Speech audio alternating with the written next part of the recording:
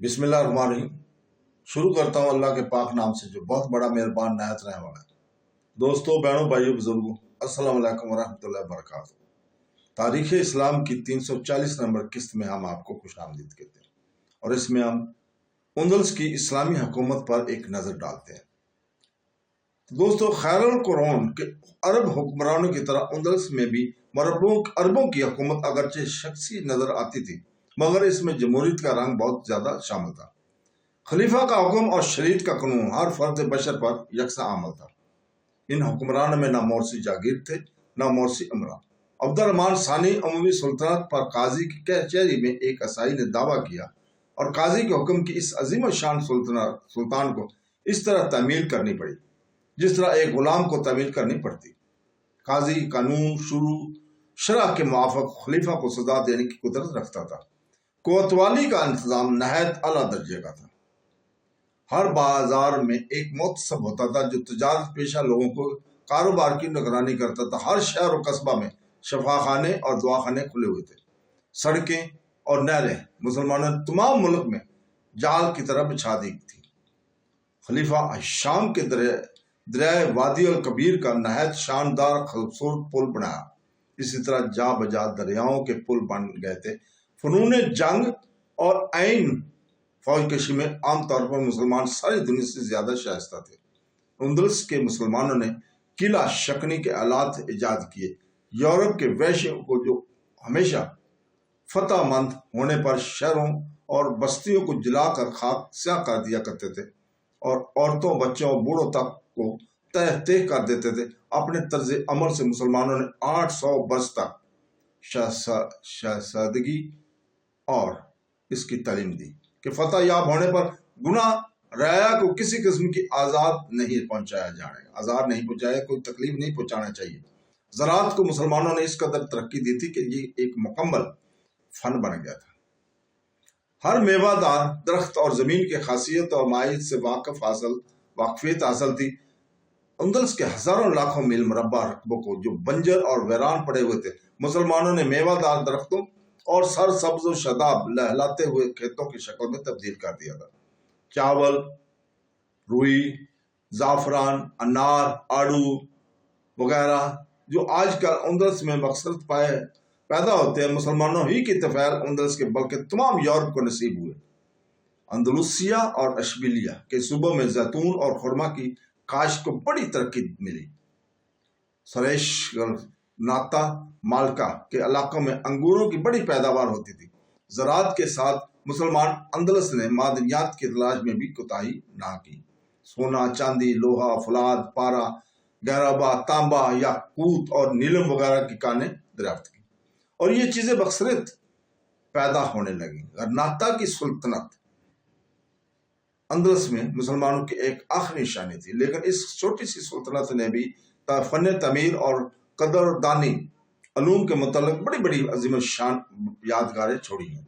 मुसलमानों ने ऐसा अजीब और गरीब सीमेंट इजाद किया कि कैसर हमरा जो सुल्तनत गरनाता की निशानी दुनिया में बाकी है, आज तक अपने मसाला की पुख्तगी से स्याहों को हैरान कर देता है।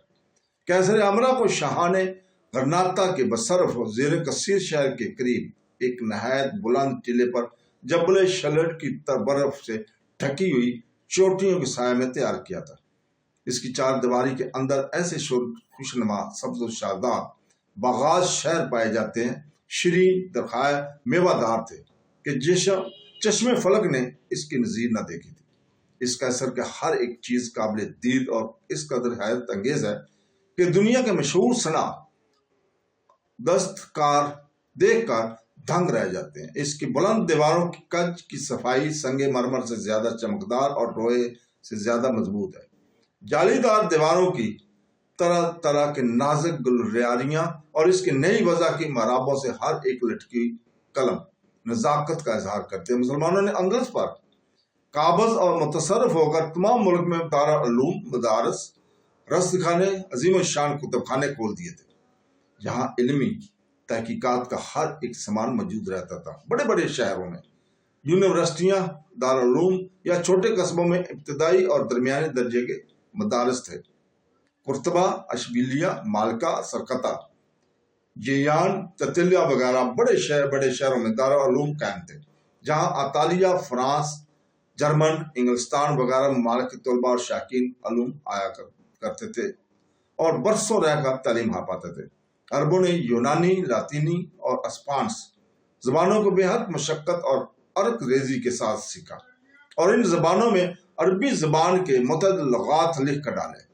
خلیفہ حکم ثانی کی عہد حکومت میں صرف قرطبہ کے کتب خانے میں 6 لاکھ کتابیں مختلف علوم فنون کے ساتھ موجود تھیں، اور ہر کتاب پر خاص خلیفہ کے ہاتھ کا حاشیہ تحریر تھا۔ مسلمانوں نے تمام فلسفہ یونان کی کتابوں کا ایک زبان میں ترجمہ کر ڈالا۔ ابن رشد جو ارسطو پر بھی فضیلت رکھتا تھا، اندلسی کا ایک مسلمان تھا۔ مسلمانوں نے ابن حیب میں ترقی کی اور اسے رست خانہ قائم کیا کہ تمام یورپ کو ان کے نقش قدم پر چلنا پڑا۔ استرالم اور جو رست خانوں کے روح اور رواں ہے، اندلس کے مسلمانوں کی ایجاد ہے۔ طب اور جراحی میں اندلسی مسلمانوں نے ایسی ترقی کی تھی کہ چند روز گزشتہ تک تمام یورپ انہیں کتابوں سے فیض اٹھاتا رہا تھا۔ علم حیوانات اور نباتات میں اندلسی حکومت مسلمانوں کے کارناموں بے حد عظیم الشان ہے۔ قرطبہ اور غرناطہ میں علم حیوانات اور نباتات کی تعلیم کے لیے خاص طور پر باغات اور کارخانے موجود ہیں، اور روئی سے کاغذ تیار کرنا اندلسی مسلمانوں نے ایجاد کیا تھا۔ الفونسو ایراز دہم کی تاریخ میں لکھا ہے کہ شہر کے مسلمان بہت سے گونجنے والی چیزیں اور لوہے کے گولے بہت بڑے بڑے سیب کے برابر پھینکتے تھے، جو گولے اس قدر دور جاتے تھے کہ بعض فوج کے اس پارجا کو بعض فوج کے اندر گرتے تھے۔ اس بیان سے ثابت ہے کہ مسلمان جب توپ اور بارود کو استعمال کرتے تھے، عیسائی اس سے قطعاً ناواقف تھے۔ سنن الاسلام کا مصنف لکھتا ہے 441 ہجری میں اندلس کے مسلمانوں میں سے بعض نے امریکہ کو دریافت کیا تھا، مگر اس کی زیادہ شہرت نہ ہوئی۔ یہ شہرت کولمبس کی تقدیر میں لکھی تھی، جو بہت دنوں بعد امریکہ پہنچا تھا۔ مسلمانوں کے علمی ذوق شوق کے تمام یورپ کے لیے ادب اور فلسفہ اور صنعت اور حرفت بلکہ تمام علوم فنون کے دروازے کھول دیے تھے۔ 800 برس تک مسلمان ہر چیز میں اہل یورپ کے استاد بنے رہے۔ عیسائی عمرہ، زبان اور ہر چیز میں مسلمانوں کی تقلید کرنا اپنے لیے موجب فخر سمجھتے تھے، اور عربی نظم اور نثر لکھنے کی کوشش کیا کرتے تھے۔ یہ انہیں اس مسلمانوں کا اثر تھا۔ فرانسیسی اور اطالوی زبانوں میں اکثر وہ الفاظ جو جہاز رانی اور بحری انتظامیات سے متعلق ہیں عربی ہیں، اور یہ دلیل اس بات کی ہے کہ ان ممالک نے مسلمانوں ہی سے جہاز رانی سیکھی تھی۔ سیر و شکار کا متعلق بھی اکثر الفاظ عربی اور اصل میں ہے۔ علم حیات کی اصطلاحیں اور دعاؤں کے نام جو یورپ کی زبانوں میں رائج ہیں عربی ہیں۔ غرض کے اندلس کے مسلمان تمام یورپ کے استاد، تمام یورپ کے موسم اور تمام یورپ کو علم اور حکمت اور ترقی اور عزت کے طریقے بتانے والے اتالیق ہیں۔ آج یورپ اپنی کوئی بھی ایسی قابل فخر چیز پیش نہیں کر سکتا جس میں بجا طور پر وہ مسلمانوں کا رعین اور نمائندہ نہ ہو۔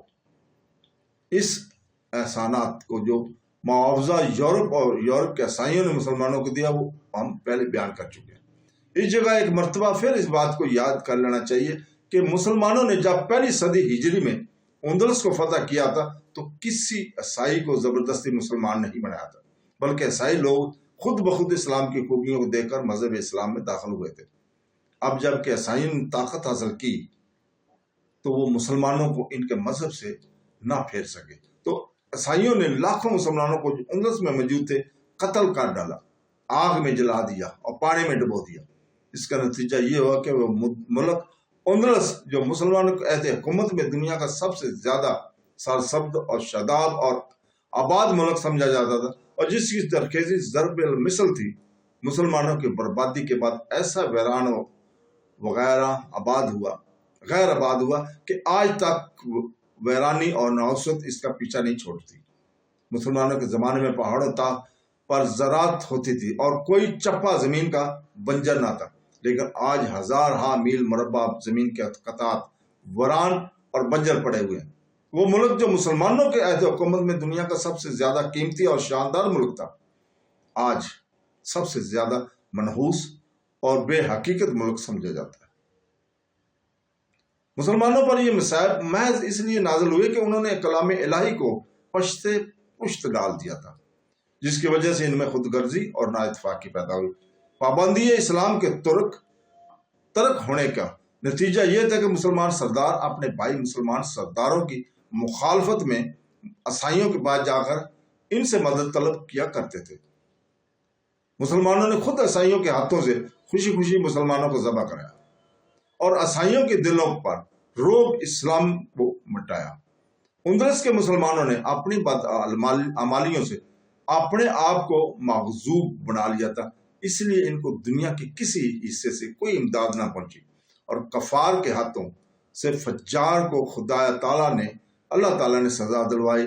مسلمان جب کبھی اور جہاں کہیں دین اسلام سے ایسے غافل ہوئے اور قرآن کریم سے بے تعلق ہوئے، ان پر ایسی ہی مصیبتیں نازل ہوئیں، اور آئندہ بھی ہمیشہ مسلمانوں کی بربادی کے اسباب قرآن پاک کی طرف سے غافل ہو جانے ہی کی بدعمالی میں تلاش کیے جا سکتے ہیں، بجائے اس کے کہ ہم اندلس کے مسلمانوں کی تباہی پر نوخوانی کریں۔ ہم کو چاہیے کہ ان کے حالات سے عبرت آموز ہوں، عبرت حاصل کریں